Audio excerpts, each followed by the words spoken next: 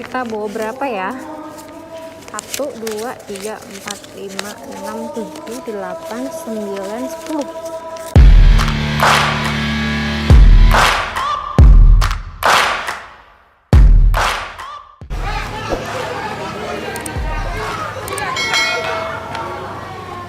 Sesuai judul, aku akan pakai Rp800.000 untuk 4 hari 4 malam. Jadi 1 juta itu nggak aku pakai semuanya. Pengeluaran pertama untuk sewa motor Honda Beat Vi sebesar Rp65.000 per hari, ditambah ongkos kirim dari dan ke Bandara Praia, terus sama penitipan motor yang bayarnya di akhir. Mau bayar pas ngambil. Akhirnya, setelah hampir 2 jam perjalanan motor, kami sampai di Pelabuhan Bangsal untuk nyebrang ke Pulau Gili Trawangan. Sebelumnya kami udah sempat isi bensin dulu, hampir full tank motor Honda Beat Vi sebesar Rp22.000 dibagi 2 orang jadi Rp11.000 per orang, ditambah ongkos penyeberangan naik kapal umum, itu tuh kapalnya, sebesar Rp22.500 per orang. Kapal ini sih nunggu penuh dulu kurang lebih 35 orang baru berangkat dengan estimasi perjalanan kurang lebih 45 menit. Rincian berapa aja sih pengeluaran yang udah aku habisin? Tonton terus sampai akhir ya.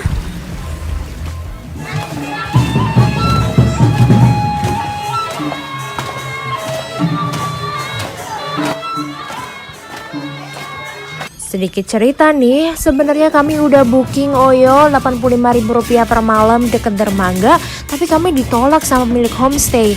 Akhirnya kami komplain ke travel agent tempat kami booking, terus dikasih deh komplimen gratis menginap di resort 1 malam senilai Rp880.000-an, sudah termasuk sarapan.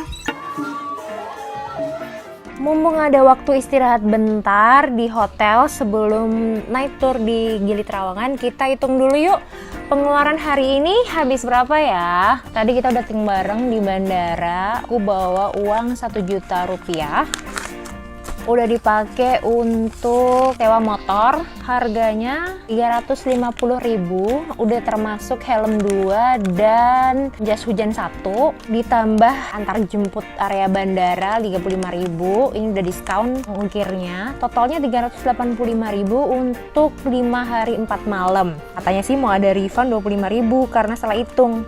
Ya kalau ada refund itu bonus lah ya. Jadi tadi udah ngeluarin Rp385.000 dibagi 2 orang sama temanku, jadinya Rp192.500. Ditambah bensin untuk Beat Vi itu Rp22.000 hampir full tank. Rp22.000 dibagi 2 orang aku sama temanku, jadi per orangnya aku keluar Rp11.000. Totalnya Rp203.500 ditambah biaya kapal umum untuk nyebrang dari Pelabuhan Bangsal Lombok ke Gili Trawangan, totalnya Rp226.000.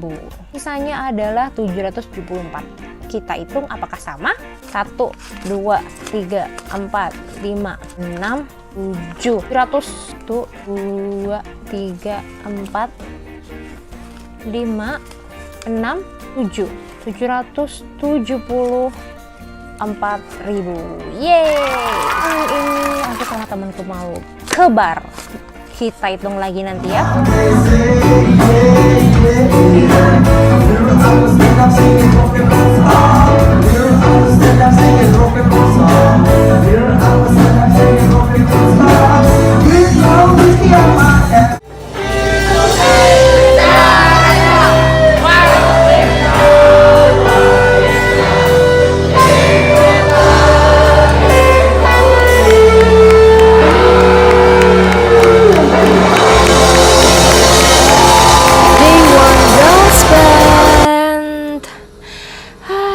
Senangnya kali ini aku punya pengalaman baru merayakan 17 Agustus Hari Kemerdekaan Negara Republik Indonesia.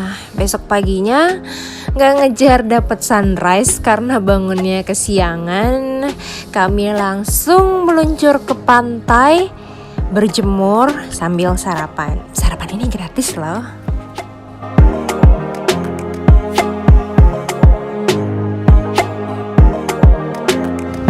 Panas, divers yang dapatnya roti, sosis dan telur sama fruit platter.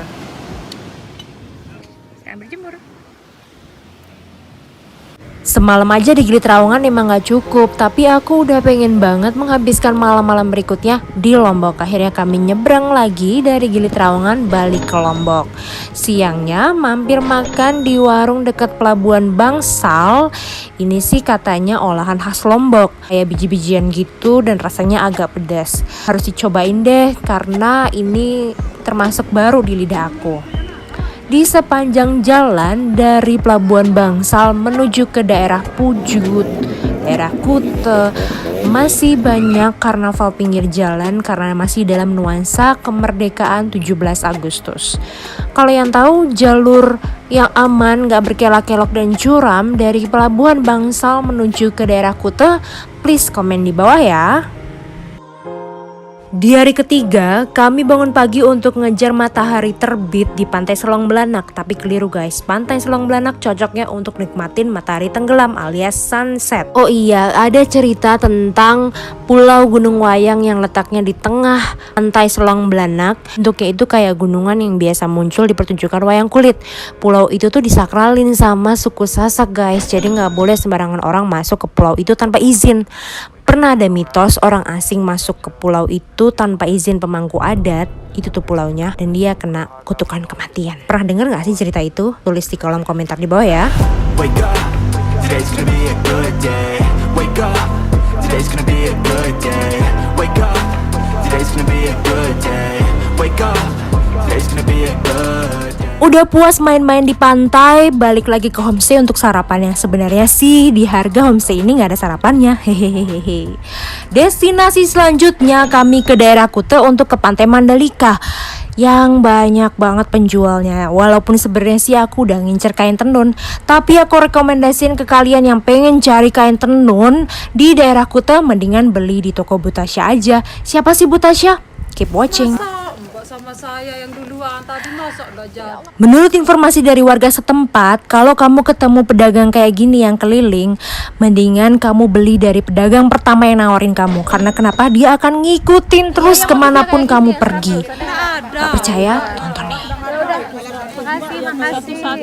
Dompet tenun yang tadi aku beli seharga Rp100.000 dapat 3 dompet. Padahal kalau beli di Butasya, satu dompetnya Rp10.000 aja. Nah, kalau udah kayak gini nih, semakin banyak pedagang yang mengerumuni, lebih baik kamu tegasin aja kalau udah beli atau udah cukup. Jadi nggak akan pusing-pusing deh waktu liburan ini kamu. Ini 20 buat untung, Mbak itu. 10-nya buat untung.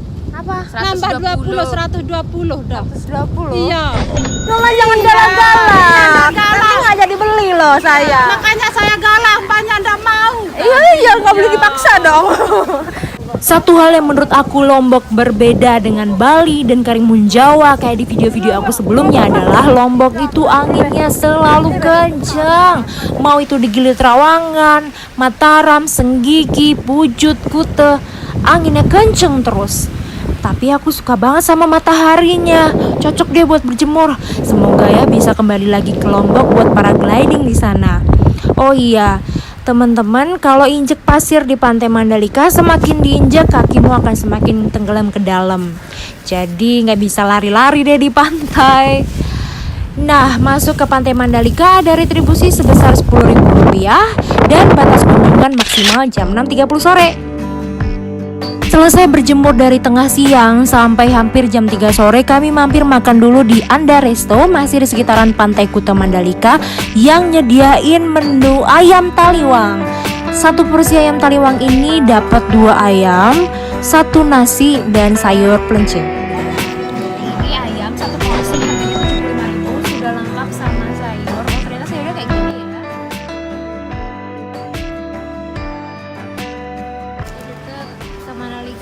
Sama ibu siapa bu? Ibu Tasya. Ini dia toko oleh-oleh Bu Tasya yang aku sebut-sebut tadi. Lokasinya nggak jauh kok dari sirkuit Mandalika. Harganya masih terjangkau dan ada yang bisa ditawar juga. Komplit, lucu-lucu, bisa borong deh di sini. Tempatnya juga nyaman kan buat tawar-menawar, buat transaksi jual beli.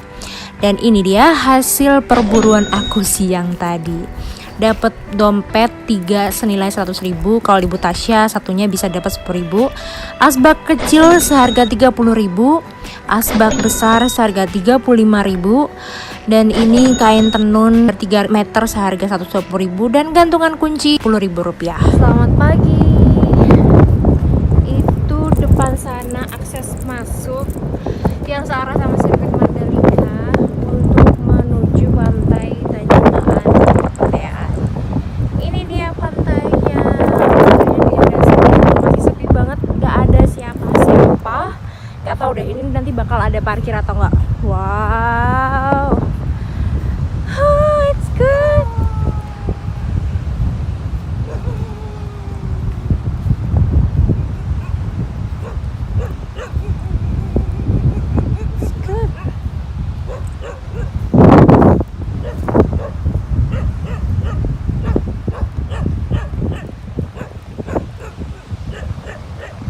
Hari keempat aku awalin dengan nikmatin matahari terbit di Pantai Aan.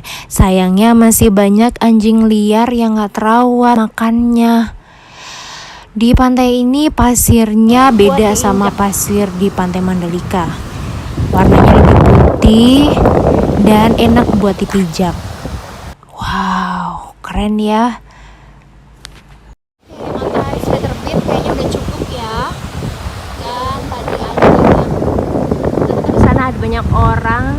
Itu Bukit Merese kali ya. Aku kedatangan teman baru. Hai. Ya, anjing sudah pergi. Sepulang dari pantai, sarapan dulu di homestay untuk siap-siap lanjut ke destinasi selanjutnya, air terjun di sekitaran Lombok Tengah. Ini sih ada 4 pilihan air terjun yang sebenarnya kamu itu nggak perlu tour guide, bisa langsung masuk bayar retribusi di depan, terus masuk naik motor, bisa trekking juga. Tapi karena kami benar-benar nggak tahu arah, jadi mendingan pakai tour guide aja. Ini trekking harus naik atau naik turun? Jadi modelnya harga grup enggak untuk 2 orang. Misalnya kalau mau semua air terjun itu 150.000 untuk 2 orang. 2 orang. Itu sudah ikut karcis sama anak mandunya. Halo? Kalau untuk 2 air terjun 2 saja, itu 110.000 untuk 2 orang. Udah sama guide juga ya? Nah, bawa motor nggak bisa? Oh bisa bawa motornya. Terima kasih. Untuk menjaga adat di sini kan dilarang untuk pakai celana dalam sama bel. Oh gitu. Jadi kita bawain kain, sediain kain. Untung udah kami pakai tour guide, soalnya jalurnya itu berbatu, naik turun, belok-belok. Motor yang kami sewa juga kurang mumpuni di jalur kayak gini. Plus ada yang bantu dokumentasiin deh. Destinasi pertama, air terjun Benang Kelambu. Air terjun ini keluar dari celah-celah batu yang ngebentuk 4 tingkatan setinggi kurang lebih 40 meter. Air yang keluar bentuknya mirip tirai atau kelambu, makanya dikasih nama air terjun Benang Kelambu. Sesuai informasi sebelumnya, untuk menjaga adab setempat, kami nggak boleh pakai bikini di air terjun ini. Jadi dikasihlah kain jarik untuk nutupin badan basah yang pakai bikini. Ada 2 air terjun yang ngebolehin berenang di sana pakai bikini, tapi kami nggak ngunjungin air terjun itu. Air terjun kedua namanya air terjun Benang Stokel. Air terjun ini kebentuk dari hasil letusan gunung berapi lebih dari 1 kali yang terlihat ngebentuk rongga. Diduga akibat lidah lava yang terpotong. Air terjun setinggi 30 meter ini memanjang ke bawah tapi nggak lebar, jadi bentuknya kayak seikat atau stokel benang gitu. Makanya dikasih nama air terjun Benang Stokel.